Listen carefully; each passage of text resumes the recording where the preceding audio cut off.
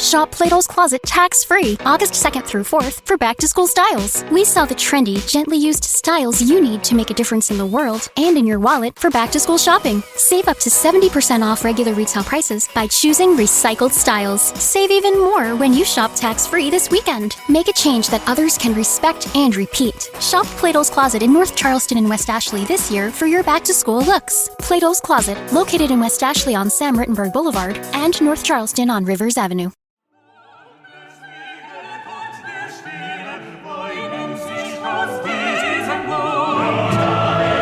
Welcome to Die Hard on a Blank, the podcast where we explore the influence of Die Hard on action cinema, one action movie at a time. I'm Philip Gawthorne, and with me as always is Liam Billingham, and today's film is True Lies. It's Die Hard in an action comedy spy romp. That is not my cleanest Die Hard that I've ever done, but it's a good summation of this movie. Phil, how you doing? I'm good. I'm excited to talk about this movie. Yeah, it isn't the cleanest Die Hard on a Blank scenario, but we will get to a lot of the links between the two films. But before we do, we'd love to introduce our very special guest. One of my favorite writers on film, one of my favorite people to talk to about movies, could talk about movies forever, and I could talk with him about movies forever. Critic at Vulture and New York Mag, Bilge Ebiri. Hi, Bilge. Hello. Thanks for being here. Thank you for having me. I was hoping we'd just keep talking about Tenet, but... Well, we live in a Twilight world. We live in a Twilight world. It'll come up, I promise. Yeah, it's great to have a Tenet head here on the podcast. And we've talked a lot about Christopher Nolan, but we have never talked about Arnold Schwarzenegger. I assume you're a Schwarzenegger guy? I am a Schwarzenegger guy to a certain degree. It's funny, I had a youth cinephile trajectory that's maybe the opposite of how other people had it. I grew up watching art films, classic movies, serious dramas, and in my family, we looked down on the kind of stuff that Arnold Schwarzenegger tended to do. 80s action was not our thing. One day, however, mysteriously, I still have no idea how this happened. Somebody must have brought it and just left it there. A store-bought VHS of The Terminator just magically appeared in our basement. And I watched it, and I was like, hey, this is actually pretty good. And after that, I sort of watched his movies, and I'm not one of these people who just like lives by Commando, for example, which is not a movie I particularly like. I do like Predator a lot. Not the biggest fan of like the Conan movies, So I was, I'm a discriminating Schwarzenegger fan, I guess you would say. But as I've gotten older, I've come to appreciate those movies more. Like a movie like The Running Man. When I first saw it, I was like, well, this is crap. And now I can appreciate a movie like that more, which is funny because like you're supposed to like those movies as a kid and then you grow out of it. And I sort of grew into being able to appreciate stuff like that. I totally get that. I've had that with Van Damme in an odd way. It's like sometimes retrospectively you like get weaned on their stuff because they're such time warps and they're so different to what's going on now and they're so sort of specific. So I do get that. But Van Damme's a good example. Van Damme, like I didn't give a crap about Van Damme until he did Hard Target because I was a John Woo fan, and then I was like, all right, well, I guess Van Damme's kind of interesting now, and maybe I should pay attention to it. And then, still, most Van Damme movies I don't like, but I love that he exists, and I will happily watch those movies, even if I don't necessarily think they're wonderful, Where are you on True Lies? Do you remember seeing it for the first time? Oh, yeah. Well, I was a James Cameron fan. I love James Cameron. I mean, obviously Terminator I'd seen, but Aliens, before I discovered The Conformist, Aliens was my favorite movie of all time. So I was very into James Cameron. Aliens, Abyss, I loved. I was an ocean kid. I was Cousteau generation ocean kid, obsessed with the ocean, obsessed with sea, obsessed with diving and stuff like that. So for me, growing up, the two filmmakers that I actually really loved, or the two sort of pop filmmakers I really loved, were James Cameron and Luc Besson, both of whom had been scuba diving instructors, before becoming filmmakers. So I did not know that. Yeah, and they're both their films are just infused with the love of the sea. Even even when they're not, making C movies. The way I remember True Lies, though, was I remember I went and saw it like opening weekend or something in the theater. But my impression of True Lies at the time was, it was almost like, it seemed like Schwarzenegger almost needed a hit. Because I think was it Last Action Hero at this point? Yep. Yeah.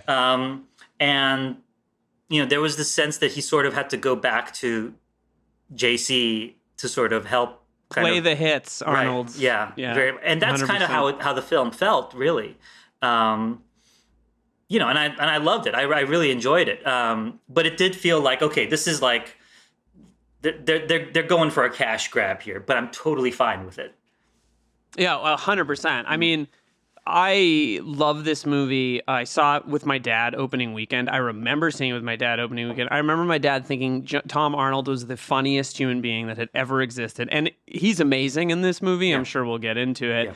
And then this was a huge rewatch. Like, I almost didn't have to rewatch this last night to prep for this, except that it had been a couple of years. But I mean, the VHS mainstay in my house on the TV all the time, much to my mother's chagrin, I will say. Just my point of view. Phil, you love this movie, right? Yeah, this I saw it when it came out also with my dad, and instantly fell in love with it. I think it actually became my favorite film until I saw Pulp Fiction, which and then that sort of took me in a slightly different direction. But for me, True Lies was like a top 5 movie for a very, very long time. And like you, Liam, I almost didn't need to rewatch it because it's pretty deeply embedded into my psyche. Totally. Beat by beat. This whole movie. I love this movie. I think it's absolutely phenomenal. But there's a lot of fascinating things to unpack with it. But while we're talking about dates, shall we do our top line fact check and tell the people a little bit they need to know about? I have a particularly interesting fact about it because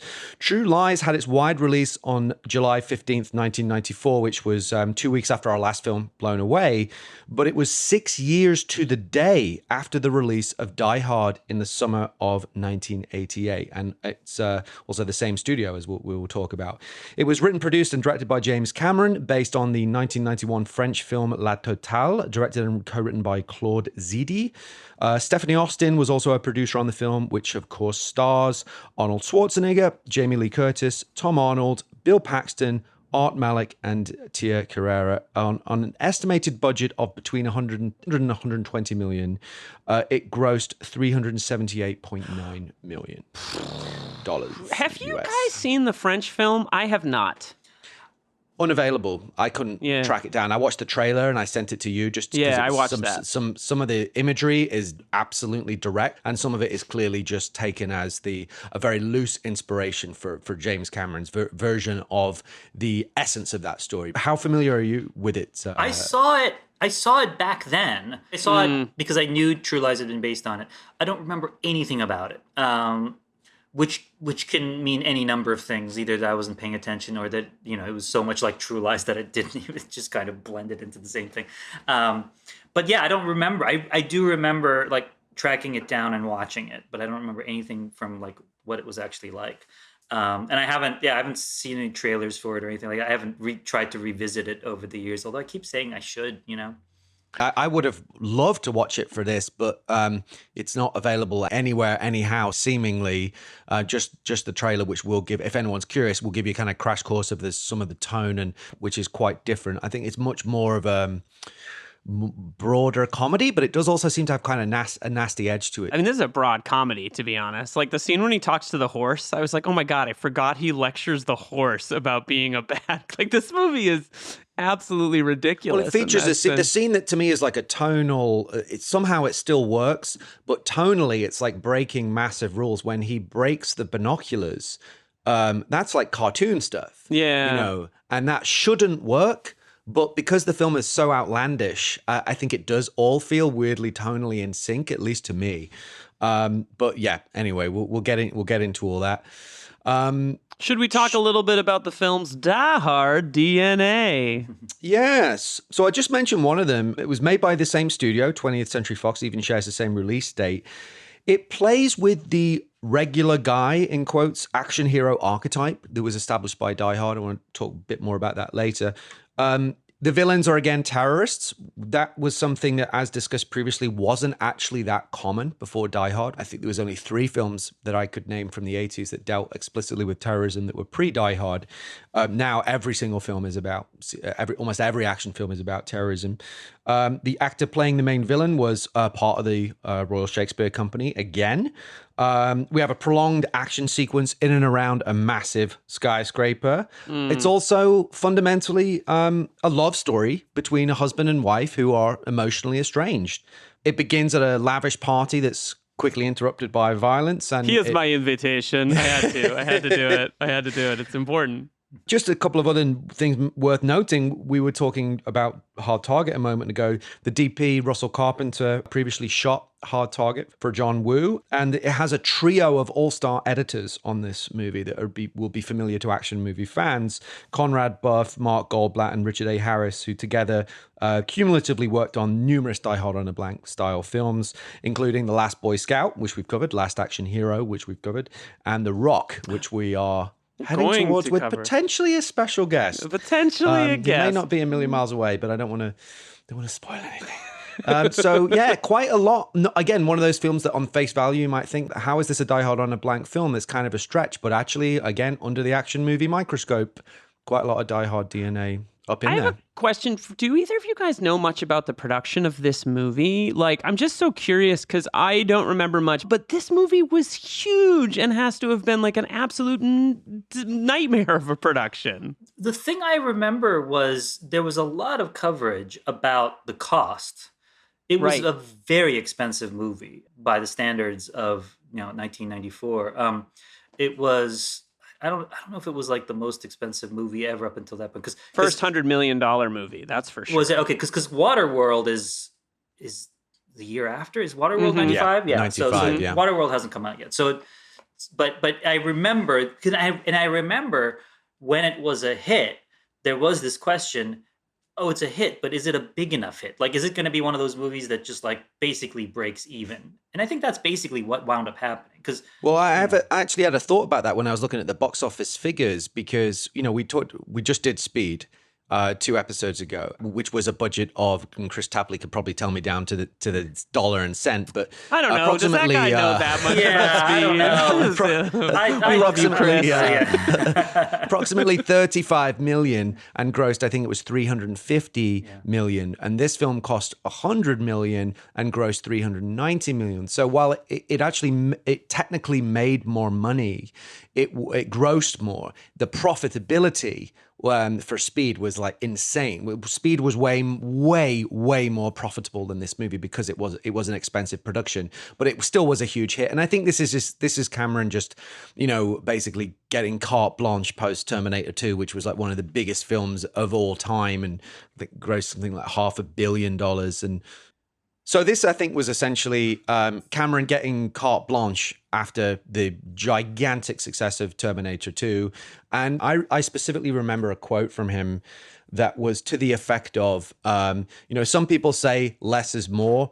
I disagree. More is more, and too much is never enough. And that to me sort of encapsulated, I think, the spirit of the film itself and the attitude towards production budget and just the general grandiosity of this whole enterprise.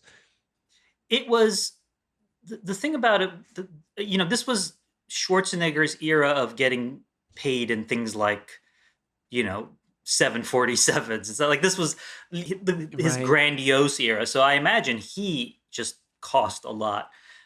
And at this point, Cameron, I'm sure, cost a lot too. So, this is one of those cases where the movie itself is huge and the pyrotechnics are huge, but also like the talent is being paid just, buckets of money. It's an I remember a specific thing about that. I think it was an interview where James Cameron and Arnold are chopping it up at some interview, and he said to him, the trailer that Arnold had for Terminator 2, his personal trailer, was more than the entire budget for the Terminator, the original movie. To your point, that was the era of excess that we were in here, and I'm here for it. He's very good. What's special about Arnold, I think, is that he has a reality distortion field around him. He gives an Arnold performance, right? Right. It shouldn't work. This guy with this thick Austrian accent, I mean, everything about it is if you wrote it out on a piece of paper, it would sound totally wrong. Like how does this guy walk into this place not getting noticed? He's enormous. He speaks with a thick Austrian accent. You know, it's like all these things. And his movements are not naturalistic movements. Like another actor couldn't do them and get away with it. He gets away with it because just the whole gestalt of being Arnold at this point, especially now, you know, after he's done these movies. I mean, that's what a movie star is. He makes it work. Nobody else could. I don't think anybody else could make that work. And yet it works. It works. It's the reality distortion field of Arnold, you know? I think Cameron realized the same thing in this movie. Like in Terminator and Terminator 2, you know, he first of all, he makes him a killing machine and completely changes his image, right, from the Terminator. And then in Terminator 2, he twists it again. He's like, he's back to being the hero, but he doesn't necessarily change too much about what he does performance-wise. And in this, it's like, I'm going to cast him as every man living in DC, pretending. It's like, it's such a smart use of Arnold. And I want to get into this, and we'll get into it in our Anatomy of an Action Movie section in a moment. But like, this is the Die Hard effect, and we'll get into that right after this break. We're back, and let's get into our section, Anatomy of an Action Movie, where we list the tenets. We live in a Twilight world. I'm going to let you guys do it. This is your thing. We live in a Twilight world, and there are no. Oh God! No! I've gotten too little. There are no friends at dusk. I was going to say there are no allies at dusk, and I'm like, but that doesn't sound. I'll give it to you again. Yeah. I'll give it to you again. We live in a Twilight world. There are no friends at dusk. Yes. Where we list the tenets of an action movie. The first one is the premise. Phil, what's the premise of True Lies? Yeah, so the premise of the movie is a seemingly unassuming computer salesman named Harry Tasker is actually living a double life where he's also an international super spy. He has managed to keep this all secret from his wife Helen and daughter Dana for 15 years, but due to circumstances beyond his control, the lie is finally exposed, thrusting Harry, Helen, and Dana into grave danger. So good. Yeah, so for me, though, I mean, this is such a fun idea. And to, you know, the point that you were just making, I think because of the Arnold reality distortion field, you almost lean into the absurdity of the fact that, you know, yes, who would believe he's just this boring guy? But the film is so absurd intentionally that you just kind of own it, right? It totally works. I think it's such a fun idea. But what I will say is I generally have a little bit of an antipathy towards light-hearted spy capers because I prefer this sort of techno-realism of the early Jack Ryans and the Jason Bournes. But this movie absolutely nails it for me. And I think it's such a fun idea. And for me, and then I want to kick it over to you guys, but what this movie is about, what I find is so clever about it is that it's using the tropes of a spy story, and spy stories are inevitably about fake identities and duplicity and lies, hence the title, and a web of lies, subterfuge, you know, which is used to disguise a true intention, using those tropes from the espionage genre as a filter through which to explore the complexities of a modern marriage. To me, that's the genius of this conceit. And of course it came from the French film, but this doubles down on it and makes it huge. To me, that's the genius at the heart of it. If I was quoting friends from another podcast, I'd say that's the eye of the duck scene, down to that scene with the interrogation, right? What if you had your partner in a situation where you could ask them the most intimate questions that you would never ordinarily get a truthful answer on, just because of the way society works and just for the day-to-day, what you need for, you know, just for relationships to work. That to me is like the real essence of what this film is exploring. And to me, I think that's absolutely fascinating and brilliant, you know. So I think it's this phenomenal premise. I think you're absolutely right in terms of the fact that, you know, it's using this heightened gonzo out of control spy caper adventure to drill down into something more intimate. And obviously, you know, Cameron made The Abyss, you know, which is not as, well, until its very ending, not as crazy initially, much more in the vein of the kind of the techno thriller stuff that you were saying you prefer, Phil. But again, there it comes down to like the story of a marriage that's been falling apart, and it's this is clearly on his mind, and it's always fascinating to me to watch Cameron movies because they are so popular minded. I mean, they're obviously very popular. They tend to make a lot of money, especially the last couple of decades. But you can always sense that there's something very personal in them. Yeah. Right. And I think that's become even truer over the years. Like, I mean, I think I said this in my review. I think Avatar: Way of Water is like the most personal movie he's ever made. But True Lies is also incredibly personal. I mean, there is, and that's, I think, what makes it work so well, and why I think people gravitate towards these movies and why they do become hits is because you sense, even beneath all the ridiculousness, he really cares about whatever it is at the heart of the movie. He cares about it.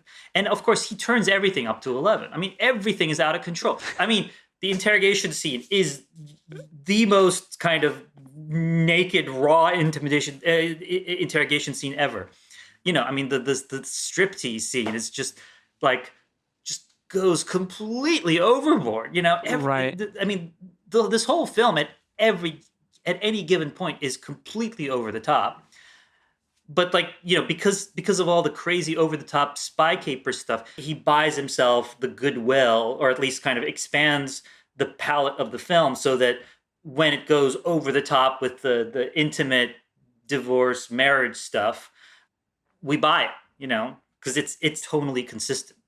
Well, it's like a farce. Phil, you described it as a farce before we talked. And that's very French, right? And like the fact that it's based on a French film, and so French, in some cliches and also true ways, have always made films about love and intimacy and being naked with your partner and the philosophical ideas of that. But it's so American. It's so American. Like it's so American because, I mean, think about, Bill Paxton's character and sort of the back and forth in that. I mean, him talking to his wife and spying on his wife and discovering that his wife is contemplating having an affair and then confronting the man that she's having the affair with or that is trying to seduce her. That feels very French, right? Like you describe that. That feels like, okay, very French, right?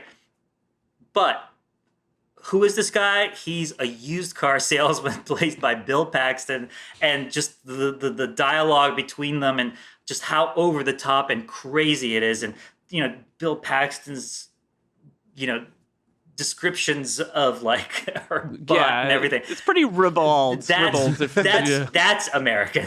Very American. That's very American. So that's why, I mean, it has this French, it has this French DNA, but at heart, it's so American. Everything in it is just, taken to an extreme. Well, and also he's like good with a gun and can kill 45 people in 2 seconds. It's the American blockbuster riff on the French sex farce, essentially, right? Exactly, But I also think the reason I asked you about DC is because DC is photographed, by and large, in this movie as this beautiful place with amazing lighting, and everyone wants to be there. And like, I couldn't help but think watching this that this is like a key text of the Clinton era in America. We're post George Bush, we're post Gulf War. Everything is cool. We figured it all out. Iraq, Iran, and Syria are listed as like, difficult parts of the world by Tia Carrere early in the movie. And the rest of it is not about the war abroad. It's about the war at home. And like, I think there's something brilliant in that the first 25 minutes of the movie, you're like, cool, this is a spy caper. And then all of a sudden, the most suspenseful scene is that brilliant, by the way, dinner scene where he's like, I dropped by your office today and you weren't there. And she was like, oh, you must have just missed me. And she starts explaining it. And Cameron, the lie again, is over so the top, elaborate and pushes detailed in on his face. And like the whole time I was like, this is so quintessential American. Like The dad is suddenly alone at the table. He's a victim of his own mistakes. There's something rotten at the core of his marriage because of him lying, and like his daughter's gone. And what's so interesting about that section of the movie, which is my favorite section, where he's kind of avoiding, like trying to figure her out, is that all of a sudden he's wearing like sweater vests and she's on an exercise bike and he's home all the time. And just this like idea of like, yeah, the war is the one at home. It's not the one out in the world, because we solved all those problems, right? Like, yay, post-Bush era, Clinton era, pre-Clinton's impeachment for being, for infidelity, which one incorrect way to describe it. For the war at home, if you will. Yeah. For the war at home, right? Like, it just feels so American in that it's about this moment of optimism, and DC is like sparkling in it. It's so interesting. Well, this is, you were talking earlier about how Die Hard is one of the first action movies where the villains are terrorists. Well, because, there's this period, and Die Hard predates it a little bit, but still, I mean, there is this period, I've always called it, the Pax Americana period of cinema, right? And basically, the Cold War ends, but before the Cold War ends, it's winding down, right? And the Soviets don't really make sense as villains anymore. There really aren't that many others. I mean, there are terrorist incidents and stuff like that, but late 80s, early 90s through to September 11th, that's the period of the Pax Americana when the villains are either at home or they're sort of stateless, right? Like rogues, yeah. And it's funny because you can never, we can never be the underdogs in those cases, right? I mean, it's like the U.S. government. I mean, this huge spy organization that Arnold Schwarzenegger is a part of, this like all-powerful, highly technologized force against like a van full of guys, you can never be the underdog in these circumstances. So you kind of have to play with that idea. But, in terms of DC, I mean, DC is this great center of power in this movie and others as well. And the Clinton era did it did feel that way. Crime has started to go down. So, because remember, I mean, I grew up in D.C. in the 80s when it was like, you don't go to D.C.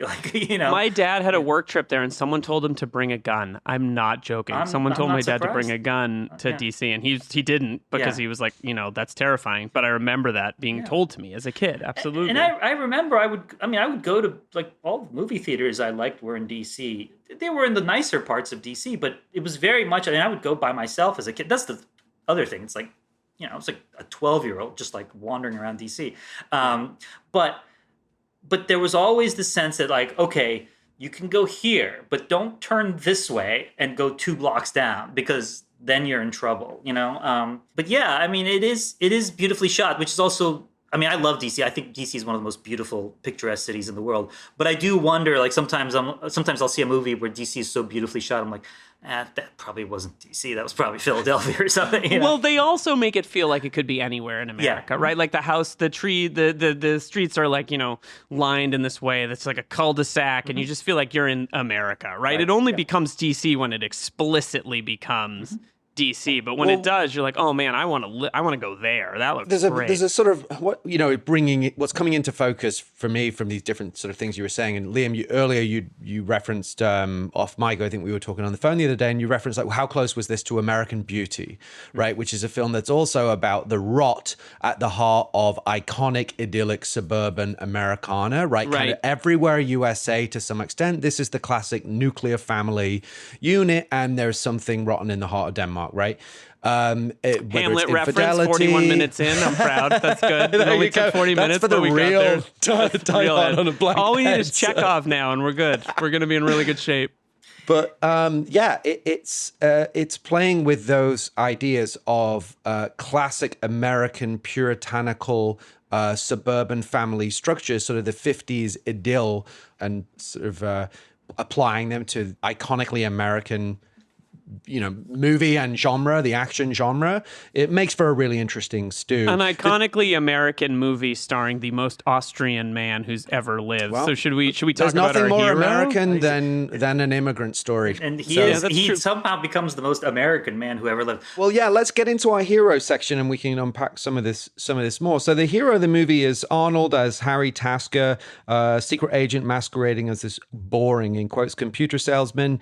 The point I wanted to make about this was in terms of the Die Hard effect, right? And what you were saying before, the inherent absurdity of casting someone that is literally, larger than life. Arnold Schwarzenegger, gigantic bodybuilder, thick Austrian accent, not someone that could blend in as a spy or as a ordinary boring He guy, stands right? out more than anybody. Exactly. So you just own it. And it was the same with the Terminator, which was originally intended to be Lance Henriksen as a guy that stepped out of the shadows to blow your head off and was a nondescript guy. Same with Total Recall, as you said. Richard Dreyfuss was the original archetype for that character. He was supposed to be an accountant. When they cast Arnold, they make him a construction worker, right? But the point that I was going to make was that post Die Hard, there's this paradigm shift in the action movie hero genre, and it goes from this sort of Ubermensch, to ordinary Joe. If you look at the differences between the roles pre and post Die Hard, when John McClane reset or established this new paradigm, right? You've got him as super soldiers in films like Conan, Terminator, and Commando and Predator, to pretending to be normal in films like Total Recall, Kindergarten Cop. Oh, that's interesting. Jingle All the Way, where he tries to act as if he's like a Tim Allen-esque all-American dad in Minnesota. Great movie. And it's like, great movie. Is Jingle All the Way a Christmas movie? Let's It's Die Hard in a Christmas store. I don't know. It's in a department store at Christmas. It's absolutely terrible, and I watch it every year and wrap my Christmas presents I've never to it. seen it. I love it. I've never seen it. It's I don't delightful. know. I remember it being delightful. Oh man, it's delightful in the most crass and But awful I think what way. you're pointing to is like the fact that Schwarzenegger really made a meal out of doing different things in the 90s, because he's always been such like an innovative guy, and like from bodybuilding to movie star to governor, like he's been he's reinventing himself. Yeah, and he brings the joie, the je ne sais quoi of Arnold Schwarzenegger, which actually I shouldn't say je ne sais quoi because it's like very obvious what Arnold brings to these parts. But he does. This is sort of, you're saying earlier, like at this point in his career, he's playing jazz, he has a persona, and he can do it, and everyone trusts him all the time to deliver. There's just no movie star like him. Well, I would also just go one step further and say that I wouldn't necessarily put it as playing jazz. That he's basically mastered two genres, and they dovetail in this movie because he'd done Twins and Kindergarten Cop, which was, I think, was 88 and then 90. So he's perfected comedy as a way to branch out and mainstream, broadly appealing studio comedies, right?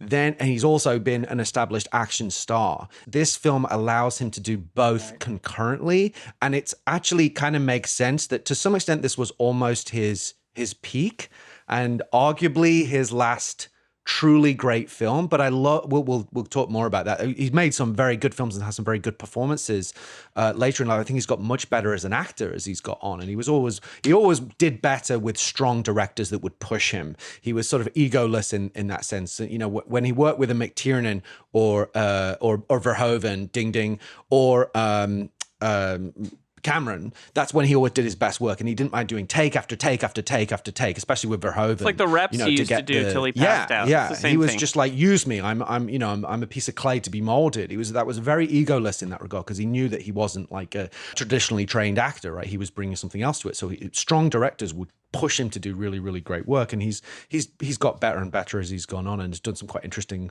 quasi-experimental work in his later years, where I think he is sort of playing jazz. But for me in this film, it's sort of just like, I've just nailed these two genres, and this film allows me to combine my comedic chops and my action chops. Fair enough. And it's kind of perfect, And you're right, because he is also gearing up for a career in politics at this point, right? I mean, I think he was already starting to think about it, around the time of Terminator 2.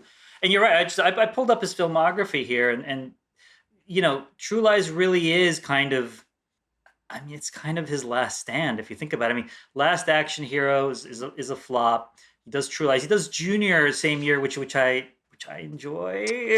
People hate that movie, and I'm sure it's dated horribly, but no, I'm sure that's a really politically correct watch. You couldn't make Junior today. The woke mob won't let you make Junior today.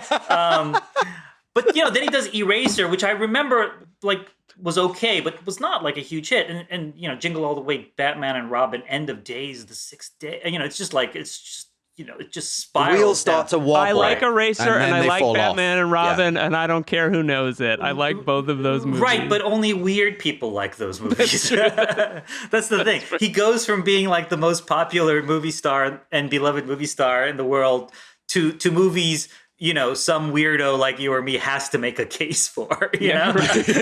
I feel very comfortable and seen with you, Bilge. It's always true. No, it's very true. I mean, that's the thing. It's always, people will always do those prompts like, name the best, the longest, movie run by a filmmaker. And people, they'll mention Kubrick, and it's like, Clockwork Orange, Doctor Strange, 2001, and in all those things, I'm like the guy who has to hold himself back. Yeah. No, I have to hold myself back and saying, well, the three he made after that are equally as good. Meanwhile, totally. the three the guy made after that are like, straight to DVD. It's Jingle All the Way, Eraser, and Batman. Are you the guy that says the Starship Troopers sequels are superior? Yeah. Starship Troopers is good, but have you seen 2, 3, and 4? Those are pretty good.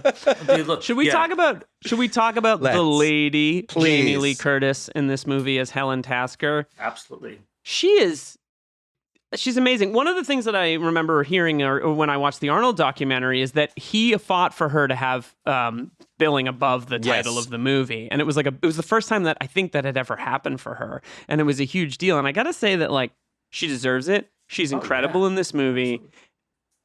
Bilge, what do you feel about this character? It's interesting because, this movie comes out, I'm 21, when this movie comes out. And to me, Jamie Lee Curtis is the girl, from totally, from Trading Places, and she's Fish Called Wanda. Fish Called Wanda, we all had crushes on Jamie Lee Curtis. And this movie didn't change that. This movie absolutely did not change that. But to me, in this movie, when I first saw it, I was like, oh, Jamie Lee Curtis is older now.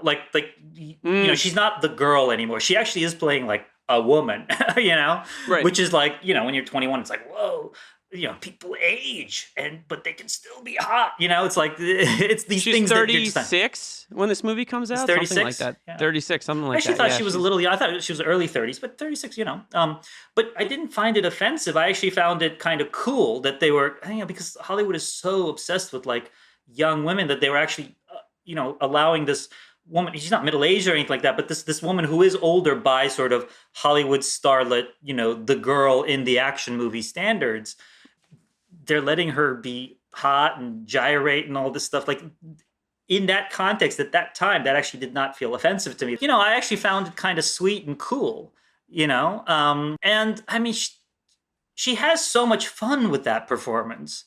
And the movie is so over the top, and the movie is so crazy. Nothing in the movie feels like a thing that would ever happen in real life. So, when that's the tone of the thing, it's often hard for me to get offended. By the way, which we will also discuss when, a subject nearer and dear to me, the Middle Eastern terrorist figure, shows up. I'm not offended by anything in this movie. This movie is a cartoon back when, cartoons were the kinds of things that you didn't care about, so right. So it's so over the top and crazy and cartoonish that there's nothing in it to get offended about, because there's nothing in it that really sort of connects to reality. Right. To me, Jamie Lee Curtis is an icon. One of the things I've always loved about her, which I think is so refreshing, is if you listen to her interviews, she actually tells the truth. Mm-hmm. She actually says what she thinks, and she doesn't nuance it through the filter of PR, Hollywood generic bullshit. So her interviews are incredibly candid. And she's just always struck me as someone that was just no bullshit, totally authentic, embraced her sense of self. Whether that is her, from her early performances, like you're saying, Trading Places, she embraced her, her sexuality on screen. As she's aged, with the Halloween movies, the recent Halloween sort of reboot, remake trilogy, the first one in particular, I think she's absolutely exceptional. Not a shred of vanity, basically playing a grandma, not trying to act as if she's 20 years younger. I just see she's such a sort of iconoclast in the best possible way in Hollywood. It just has played the game, but played it her way to an expert degree. She can do it all. Like I recently rewatched Blue Steel, where she is movie. Phenomenal. Yeah. Catherine Bigelow directed, of course. She can do drama, she can do comedy, she can do horror, she can do action, she can do thriller, she can do everything. And her performance in this movie, genuinely, even though this is, as you said, a sort of cartoonish, over the top, intentionally over the top movie, but her acting in the interrogation scene is like award caliber acting. It's so raw and honest and powerful. She's really reaching inside herself and showing us something. So I think she is absolutely fucking spectacular in this movie.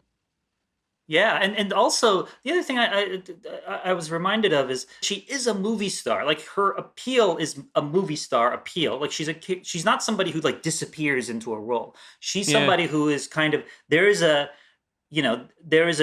Jamie Lee Curtis essence. There's a Jamie Lee Curtis-ness that comes through in every part, which is sort of the movie star dynamic, if you will. Same with like the reality distortion field of Arnold. Like he's never not Arnold Schwarzenegger, And so she has that still. So when she's playing the put upon, submerged, nerdy wife with like the glasses and everything, she's also doing a part. Like she's kind of, there's this meta quality to that because we realize she also is playing. She's doing the thing that Harry is doing, right? And she's like, this is Jamie Lee Curtis, and she's playing this, total nobody. So we know that she's going to sort of come out of her shell in some way.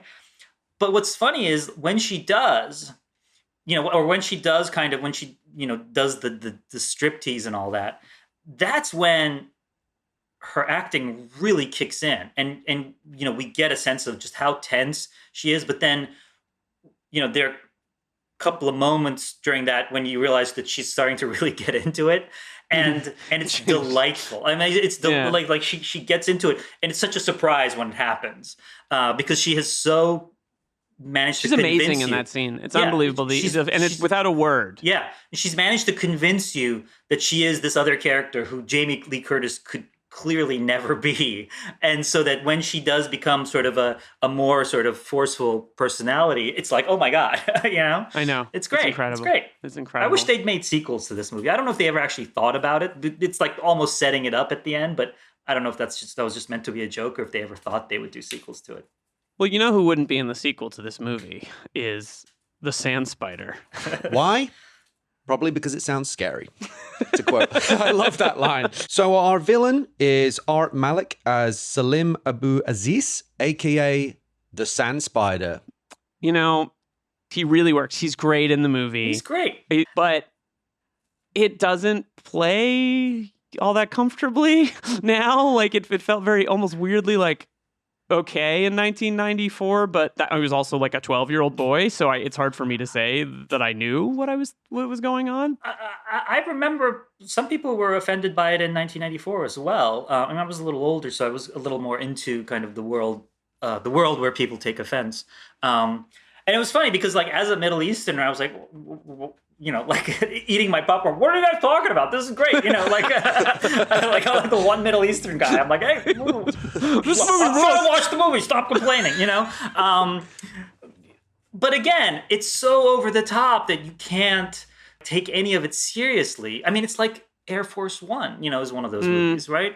Gary Oldman in Air Force One is like, well, this isn't a thing that would ever happen. Now, of course, later when we get September 11th and everything, I'm like, oh shit, like crazy shit like this can happen, So then it becomes uncomfortable for that reason. But it's not uncomfortable because of anything in the movie. The movie is innocent as far as I'm concerned. Like in that case, I'm like, I blame Al Qaeda for making this uncomfortable, not the movie, Right. Well, he's also stateless, right? They don't explicitly reference they talk about Iran, Iraq, and Syria earlier in the film, but it's not like he's working for a specific Well, It's the one it's Crimson sorry, go Jihad. ahead, yeah. It's Crimson Jihad, right? That's Right. What, yeah. So it's like, you think Black September, and you think Islamic Jihad. So it's like, I mean, it's meant to be sort of an analog of those places, Of course, of those organizations, which did exist. Like, it's not like they don't. I mean, some of them still exist. But the scenario in the film and the tone of the film is so over the top that you can't worry too much about. These characters are not realistic characters, even though obviously terrorism does exist and is a problem, Right. I love your assessment of that. I was really interested to get your opinion on it. He's an interesting guy in the UK. He's very respected actor. He'd worked with David Lean. He'd been in Passage to India, and he was the son of a surgeon who moved to London in 1956 and got a scholarship at Guildhall and worked at the Old Vic and the RSC, as we mentioned, which is not a path that's a million miles away from Alan Rickman in Die Hard. Yeah. Great performance. I really think good. he's excellent in this film. He's very frightening and does have shades of dimensionality to him here and there in one or two moments where there is like a human being there as well as a sort of archetypal pantomime villain. Well, and also, he's surrounded by incompetence, and Battery Aziz. yeah, he's a psycho himself, but also he's surrounded by incompetence, which is, he's a Disney villain, That's a Disney villain. The Disney villain, Maleficent, surrounded by these like totally incompetent ogres and stuff like that. Like, that's a Disney villain dynamic, Absolutely. Hey, Phil, take us into the action, please. The action in this movie is absolutely phenomenal. This is kind of why you bought your ticket, and it does not disappoint. What my sort of take on James Cameron is that, and I've worked with filmmakers that are like this, that have a similar quality. Where I call them like roller coaster builders. And James Cameron's films, especially in this era, basically they spend the first 2/3 building the roller coaster, and the third act, you're on it and it's flying and it doesn't stop. He is the king, or he's the king of many things. He's the king of the world, he's the king of the sequel, and he's the king of the third act. He is absolutely amazing at like sustained, sometimes 30 to 40 minute finales. This film it splits it into two. It's almost orchestral. It's like a symphony. Oh, absolutely. Yeah, like McTiernan. Absolutely. Like McTiernan. Absolutely. Yeah. It's what I think is so amazing about Cameron is that in the world of Cameron, a nuclear detonation is a relaxed interstitial moment between two phenomenal set pieces. Well said. Right? Which is the long sequence in the Florida Keys. And I just to sort of touch on this for 1 second, then I'm going to step back, but I have to get it off my chest because, when I saw this movie, and I think I was either 12 or 13, and the moment when the Tom Arnold and Arnold Schwarzenegger are in the helicopter heading towards the Florida Keys, the bridge is there to intercept his wife and try and take down the terrorists. And there's a shot where they've called in the Harrier jump jets, and you stay in the helicopter, and with the actors in shot, you see the Harriers fly past. Scream, and that's the point where I reached a sort of cinematic ecstasy that sustained for the rest. I didn't know film. what word you were going to use instead of ecstasy. Yeah, I know. I'm glad I was waiting for a different word. I was like, "Where's this going?" Where did Phil go? Where did Phil go? Well, it was one of the most exhilarating sequences I've ever seen in the cinema. Was that the way that the music builds, what was going on emotionally, and we sort of talked about this. I forget which movie we were discussing, but when a film, like Apocalypse Now, the Ride of the Valkyries sequence is sort of problematic and complex because it's an exhilarating sequence to sort of be a part of, but there's also something morally repugnant happening at the same time.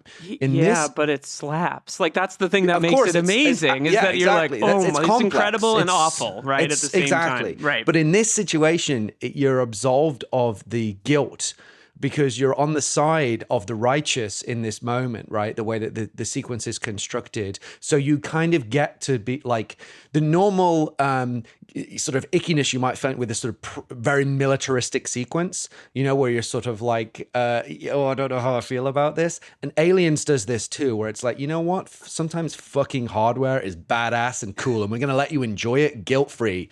go nuts, you know? And that to me was like one of the, and Avatar actually does the opposite. Avatar had, because I think maybe Cameron's politics or shifted, or the way he thought about things maybe shifted. Avatar actually has huge revulsion at the invading military forces and puts you on the other side, right? Puts you on the side of the underdogs in that situation. But in this sequence, it's like, just enjoy. Harrier jump jets are fucking cool, and we're gonna kick some ass, and it's great. I love it. Well, it's so good. But that's Cameron's whole thing, and I think it's always been his thing. I don't know if his politics have changed, but his whole thing has always been, he absolutely understands the appeal of like machismo and machinery and, heavy weaponry. I mean, he absolutely buys into the fetishization of that. But at the same time, he's a total hippy dippy flower child. And I mean, the Avatar movies are supreme examples of this, right? Like, he totally gets the appeal of a Quaritch, right? Like, he knows that in another universe, Quaritch is the good guy in one of his movies, you know? Like, he understands the appeal of a character like that, so he can play with that idea, and he can give characters like that a camp appeal as well as some dimensionality, so that you're not just sitting there watching just a one-dimensional villain.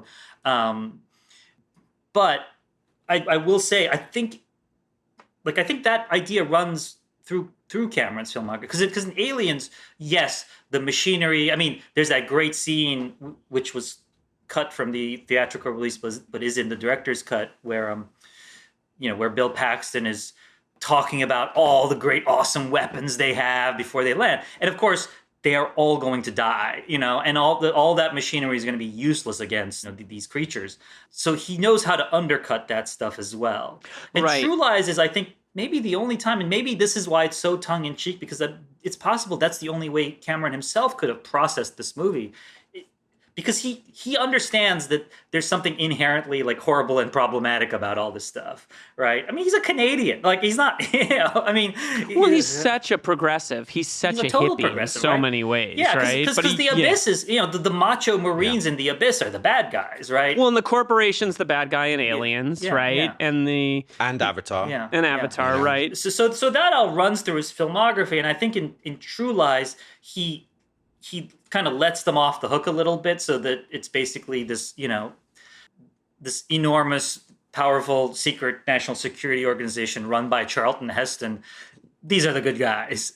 In any other James Cameron film, these guys would be the bad guys, Exactly. But he understands that he's doing that, and in order to sort of make this palatable, probably even to himself, he has to play it as kind of heightened farce, action comedy, Well, this is why I think we should talk about the humor, because I think you're absolutely right. There's this critique in this movie through the tone, right? That, like, you can't take this seriously. And, like, Arnold Schwarzenegger is a buffoon. He has no idea what's going on in his life. Tom Arnold, who's, I think, both hilarious and sad in this movie in a weird way. Best performance he's ever given, though. He's incredible in this movie, and has to manage him. And then you have Grant Heslov, who, interestingly, is, like, kind of adult, and then they have, like, a Nick Fury-esque leader played by Charlton Heston, who's, like, chewing on the scene. Do you have any hard data? Yeah, exactly. And love it's it. like everything about, there's all these screens. It's Bondian, silliness. But the whole time the audience can't hear what I'm doing. He's winking really, really hard, because you're totally right, Bilge. It's his way of saying, like, this is a joke. And also the plot of the movie is like, oh, you think these guys are cool? Their marriages are a fucking disaster. One of them's on, like, his fifth wife and is, like, a sexist monster. Like, it's so keenly making fun of the people at the heart of it. But he still can't help it, like, it's going to be awesome, too. Like... All right, gentlemen, let's put on our tuxedos. I'm going to wear the Tia Carrere dress. That's the move I'm going to go for. That's what I'm going to take off my wetsuit and reveal the tuxedo that I have underneath. Yeah. I'm actually just going to be in the van eating snacks. That's what I'm going to do. I don't want to tango. I couldn't tango to save my life. Let's give out our Die Hard Oscars, a.k.a. the Action Movie Awards. Phil? All right. Just doing my drum roll. The first award is the John McClane Yippee-Ki-Yay Award for Best Line. And I have 4 nominees, but feel free to add. Okay. The horse. one that caught me, and like I said, I know this film so well, but there were a few lines that just crept up on me that I didn't remember that just had me like, I was watching it alone, just absolutely laughing out loud. The bit where Simon, played by Bill Paxton, is like he's tried to get it on with Jamie Lee Curtis, and she ultimately rejects him, and then he goes, "If not for me, do it for your country." And that's just like the most desperate last-ditch attempt to get her to sleep with him. And it really just had me creasing. And then the one where also when Simon is like, they've got the balaclavas on and they take him to like the reservoir and they look like they're going to throw him off the thing or whatever. And eventually Arnold reveals his identity and lifts up the mask. And Simon goes, "Hey, it's you. Say, you're still interested in that vet at all? You're still trying to sell him the used car." Always very American. Bilge's point, very, very that. American. Always be closing. David Mamet wrote that scene, Yes. actually. It was a David Mamet scene, it turns out. So I had that one, and then I have you ever killed anyone? Yeah, but they were all bad.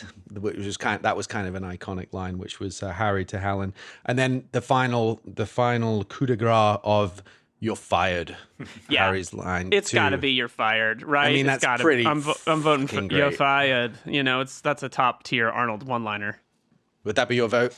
That would be, I mean, if we're talking like actual movie one-liners, absolutely, that would be the one. But, I mean, Bill Paxton has so many great lines that are not, not action movie one-liners, but, he apparently, like, was channeling his dad. Like, apparently his dad used to talk like that. So, some of that stuff like, got a pair of titties, makes you want to stand up and beg for buttermilk. Like, all that stuff, like, apparently came from his dad, which I think is hilarious. So I guess he was improvising it, but He's incredible. It's so, I mean, I have a friend who quotes that stuff at me all the time. Cameron found something in him as an actor that nobody else, I think, could find. I just think he's unbelievable. He had so many collaborations with. I feel like I only saw him in Cameron movies. He was in other movies, but like, he only ever really succeeded in Cameron movies, at least at first, and then he became a better known actor. But Cameron sees himself in Bill Paxton, which I think is wonderful, given the fact that he's always kind of playing a foil. Right. Totally. Well, speaking of the late, great Bill Paxton, we are going to move over to our Hans Gruber Exceptional Thief Award for stealing the film.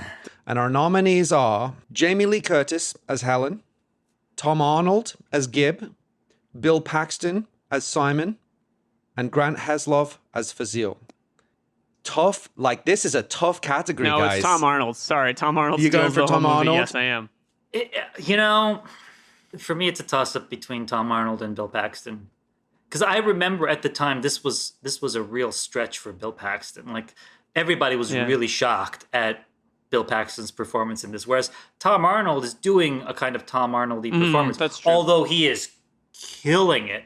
I would give him the Oscar, but then say Bill Paxton steals the movie, But they're both so great. Tia Carrera too. I mean, she's coming up. Amazing. She's amazing. She's coming up. All right. Well, I just want to say one quick thing, which is as an adult man now watching Tom Arnold, he was funny when I was 15, and now as an adult, there's something like truly sad about it too. Like, he's more on top of Arnold's marriage than Arnold is. Yeah. And like on some level, you're kind of like, he actually calls and is like, "Hey, he forgot something back at the office." Whereas Harry doesn't even think to do that stuff. He buys the snow globe for Dana. Like, he walks into the house and just like pours himself coffee. Like, he wants to be a member of the Tasker family. Yeah. And I find it like weirdly moving that Cameron gives him like an actual sort of sadness in the character. I think is good. Yeah, it's great. The supporting cast in this film is next level. Bill Paxton, and I will say, yes, he often could be very big, and which is what this film needs. But also, he was capable of A Simple Plan, for example. Incredible movie. Incredible performance as a leading role in a subtle Coen Brothers-esque, crime. That movie is devastating. Sad story. Yeah. It's just wonderful. He was a great guy. And I urge anyone to check out Mark Maron's interview with him on WTF that really captured the essence of the guy. Yeah, and conducted 3 weeks before he died. Yeah. Wow. Just someone who was so loved in Hollywood. Yeah. And, it was kind of to the point where Mark deeply Maron missed. did I just talked to this guy 3 weeks ago because it was, it was interesting. Anyways, not to bring Great the mood guy. down, The Dick Thornburg Award. For Dick of the movie. And our nominees are Charles Cragen as Samir the Torturer, Tia Carrere as Juno Skinner. Good name. I actually was going to put Chuck Heston in the last category, but I'm going to throw him in here as Spencer Trilby, and Eliza Dushku as Dana. That's a little bit harsh because she's just going. She's just a Yeah, kid, like, man. what are you doing, man? It was tough. Again, sometimes Dick of the many movie's 14-year-olds tough. have you spent time with? I think maybe Philip is the dick of this movie. Dick of the podcast, Dick of the apparently. Yeah, Phil's Dick. You win Dick of the podcast for the podcast. Normally it's me, so put this on is like a blast on my nice own change. show. Yeah, congratulations, you win. Bill Guy, I want you to tell me your pick first. It's Tia Carrere. She's the dick. Yeah. I mean, she's the person who seems like somebody you could maybe trust at some point or even kind of appeal to, and she just isn't having it. I mean, she's great. She's wonderful. But She's wonderful. She's the dick. She's a dick. Yep. She's also very it's like it was such a change from Wayne's World, and she's so good. That tango scene is incredible. Like it's a really good performance. I mean, she's a great actress. She actually really is a great actor. I mean, maybe has a bit of that Jamie Lee Curtis quality of somebody who sort of was always kind of known as the girl, and so they didn't ever get her the right parts. But then every once in a while she'll get a part like this, which feels like a throwaway part. Like on paper, it doesn't seem like anything, but she's phenomenal. I had the good fortune last year of interviewing both Jamie Lee Curtis and Tia Carrere, neither about True Lies. Why not? Because one was about Everything Everywhere All at Once, and the other one was a Lilo and Stitch oral history. But all right, you're a big fan of that movie. Oh yeah, for sure. Tia Carrere is basically, she's the star of that movie in a sense. But just a lovely person and a phenomenal actor. Yeah, totally. So she's our winner for that category. She's amazing in this movie. Our last category is the best death. Do you feel comfortable? Let's do it. No, Bill this Guy, is what the people want. Sometimes Sometimes that's with the guests they get a little nervous, but Bill doesn't know front. So. It's the best death presented by Marco. No more table. Next time you have a chance to kill someone, don't hesitate. Thank you. All right. So I can so only stupid. I can't. It's so stupid that I do that. All right. I've got three. This film is filled with deaths, a very high body count, but I picked three. Please add any if you can think of them. I've got Arnold turning a gasoline pump into a flamethrower with the use of a muzzle flare, which is pretty sick. The driver of the truck on the bridge that tips over the edge and explodes after the unfortunate arrival of the errant seagull. And finally, Art Malik being stuck to a missile and blasted through a building into a helicopter. It's 100% Art Malik getting blasted on a rocket, right? Yeah. For me, yeah. You can't call this movie a success if that's not your kill of the movie, because it's set up so elaborately. That said, the driver, this last time I was watching it, I was like, that's a good, because also I had the Italian Job on the mind, and the Italian Job has that classic cliffhanger ending where they're stuck, where they're teetering on the edge, and I just love the setup for that. But it's got to be Art Malik. I mean, come on. Yeah, no, that's the choice. That's it. Save your best death for last, and that's when you get like a 5-star perfect movie, which this absolutely is in my view. We're going to take a quick break, and then we're going to move into our final category, which is the Double Jeopardy Trivia Quiz. We'll be right back. Back to school savings are officially in session at Tanger Outlets. Shop tax-free August 2nd through 6th and save up to 70% off the latest school styles. The best of apparel, footwear, accessories, and more. Save at Nike Factory Store, American Eagle, Gap Outlet, Crocs, Under Armour, Banana Republic Factory, and hundreds more. There's always something happening. Discover the latest fun and events all season long. Tanger Outlets, your savings destination. All right, we're back. Double Jeopardy quiz trivia. So, Bilge, I hate this part of the show, and I want to cut it, but the people like it. And apparently we do what the people like. Would you like to collaborate or compete on the quiz? You should probably compete because you know a lot more about 3 movies quick than me. questions. You get a clue on each one. Very simple. I would collaborate. Oh, I collaborate. love Yeah, this. yeah, Oh, That's good. why you're Tenet bros. Yeah, Yeah, You know, that's you're- true. Yeah, it's absolutely true. For me, this You're is the end Neil of a and beautiful the friendship. protagonist. Right. All right, guys. So you're going to collab. All right. Question number 3. No, I'm going to do that. What, That's are we because I'm doing reversing. Tenet? Are we doing Wait, Sorry. this is Tenet. Okay, Teneted. yeah. I teneted your asses. You did it. No, I'm just having my long overdue mental breakdown. This is the first question, but it was number 3 on my list, but I'm going to do it first. Okay.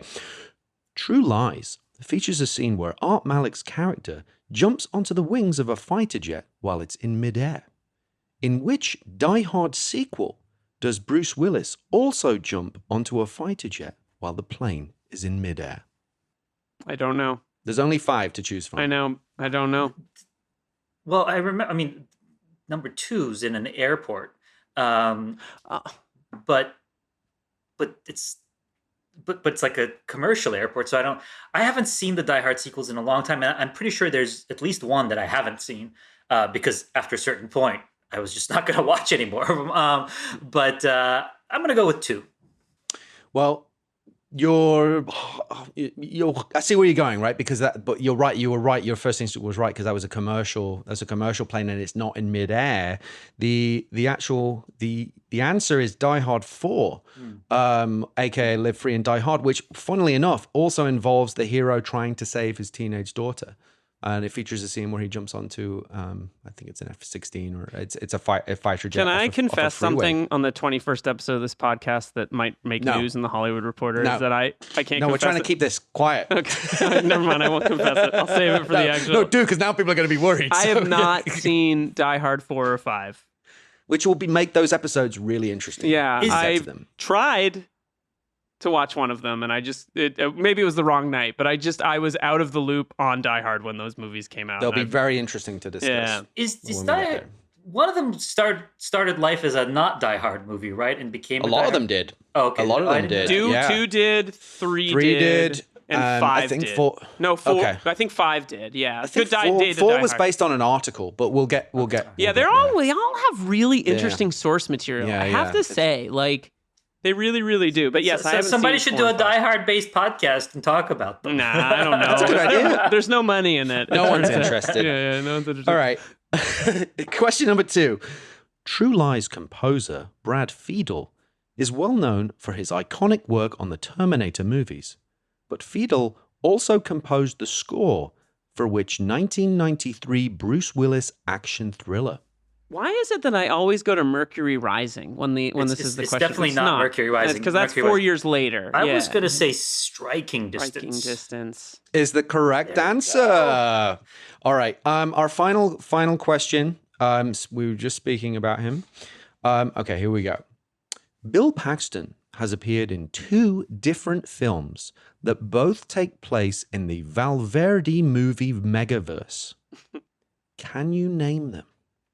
Is So- this one of them? No. No, it's not. So these are the films that, for clarity, that are all theoretically connected as part of an extended cinematic universe. Valverde being the fictitious country that appeared in certain films. Is one directed by James Cameron? No. Oh, well then I don't know. Do you want the Sorry. clue? Do you want to call Al Powell? Bilge, Want do to you phone know? a friend, or you want to kick it around? I'm blanking on this. It's a toughie. All right, give us a clue. Yeah. Let's call All right. Al. Let's call Manfred. We're gonna radio. Let's get Manfred in here. One is a 1985 Arnold action movie. One is a 1990 sci-fi action movie that is a sequel to an Arnold movie. Commando is one. That's Is Valverde. correct. That's the fictional country. And the other is a sequel to an Arnold movie. Correct. And he's not in it? He's not in it. We're going to feel like idiots when we get this one wrong. No, this is a tough one. Well, I was going to say Predator 2. Predator 2. Is correct. Right? Yeah. Is correct.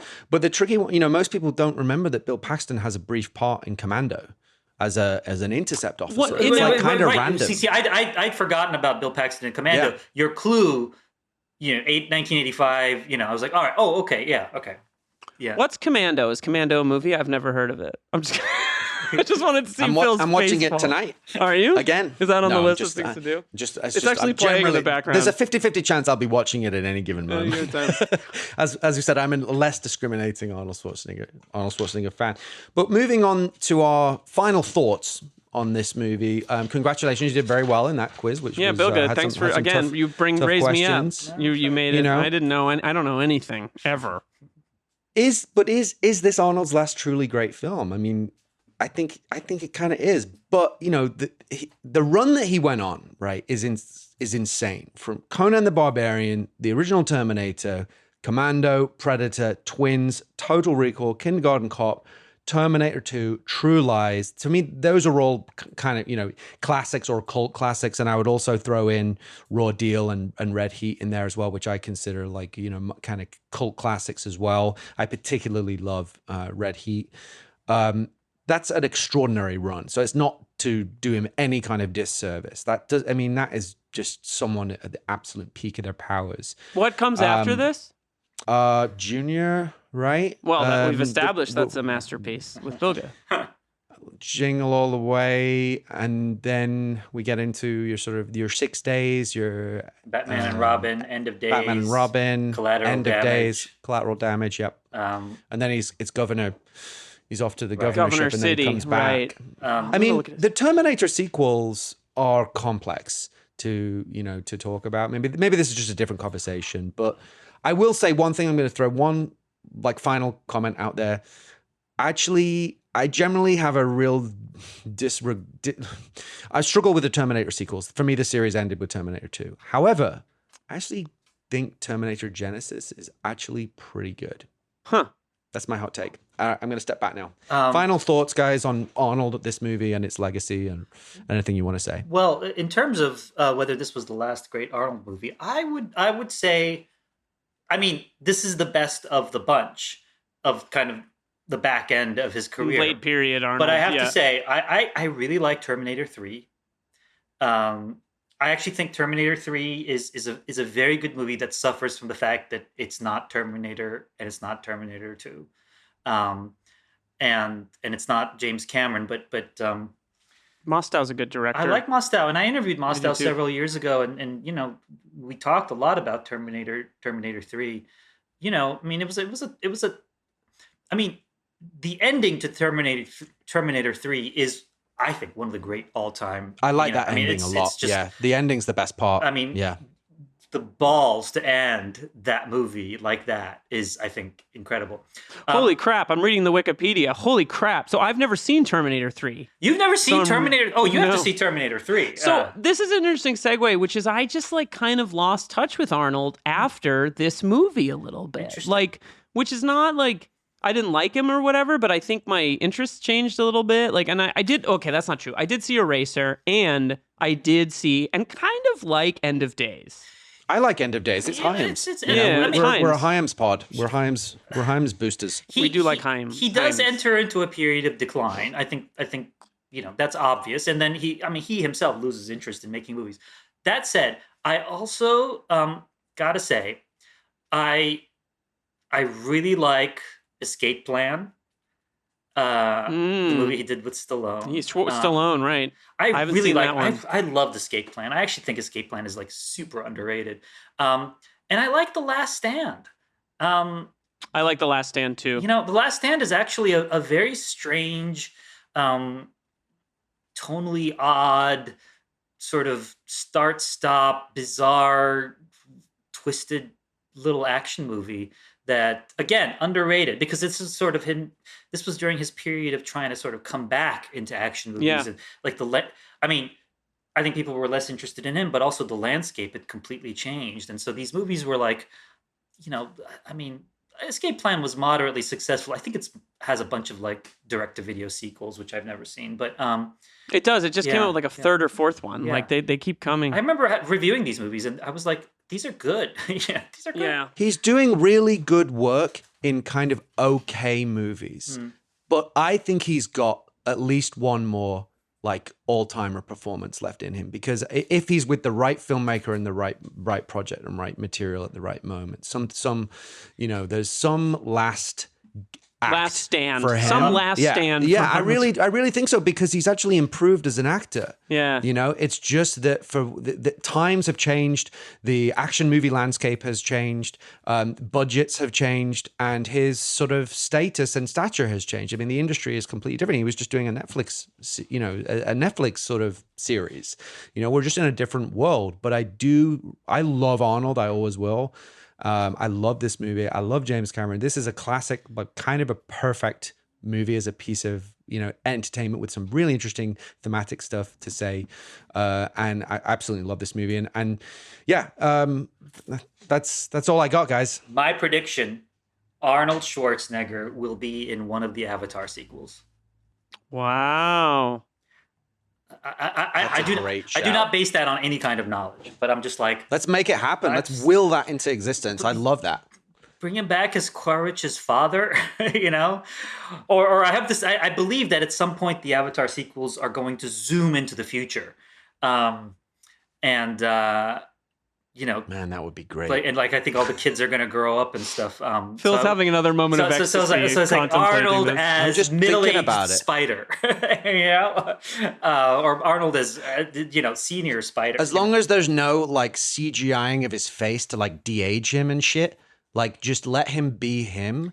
Like you're saying, have him be the age that he is and the icon that he is. That would be such an amazing cinematic moment. We love him. We I think we all love this movie, right? I love this movie. Yeah. I think this movie is great. Bilge, thanks so much for coming on to talk to us about it. And you'll be back. I'll be back. Yeah, I knew somebody had to do it. Pulling that out of the pocket. You're not sending me to the cooler.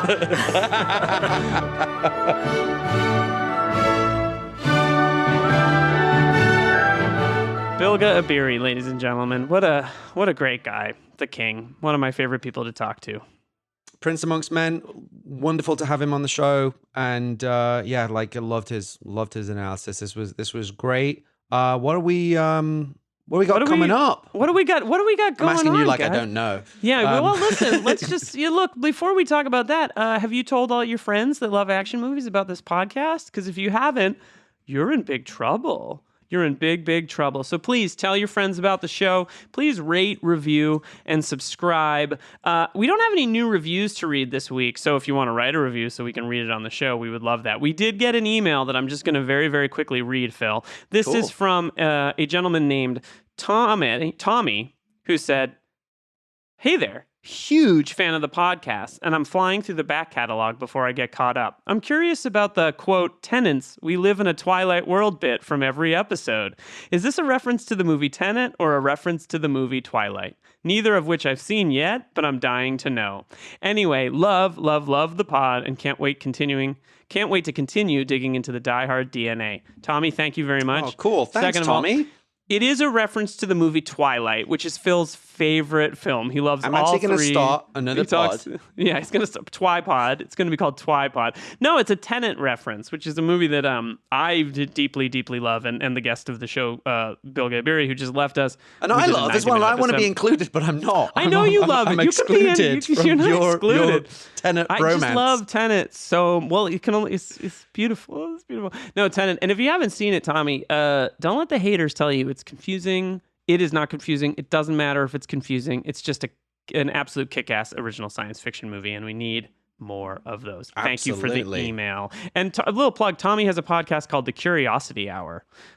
I think that's it. At Liam G. Billingham on Twitter, at DieHardOAB on Twitter. Reach out to us. Email us at diehardoab@gmail.com. Phil, you're still on Twitter, right? You love posting your articles that no longer have headlines in them. It's just a picture. That's what's going on there now. Is it? You're still on there. Yeah. I don't, I'm so inept on these things. Yeah, I'm there at Philip Gawthorne. You can find me on He's on Twitter tweeting links to bants. helicopter articles, just a lot of helicopter stuff. It's helicopter porn, I would describe it. Next time on the show, Phil.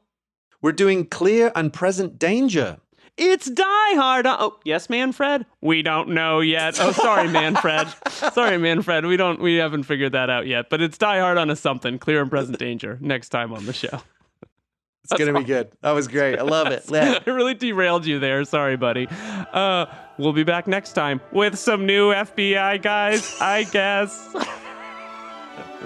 Die Hard on a Blank is a podcast created and hosted by Philip Gawthorne. Liam Billingham co-hosts and produces the show. Mike Mayer and Michael Sugar are the executive producers. Find us on Twitter and Instagram at DieHardOAB. Rate, review, follow the show wherever you get your podcasts. Most importantly, tell your movie podcast-loving friends about Die Hard on a Blank. Special thanks to Suki Chu. See you next time on Die Hard on a Blank.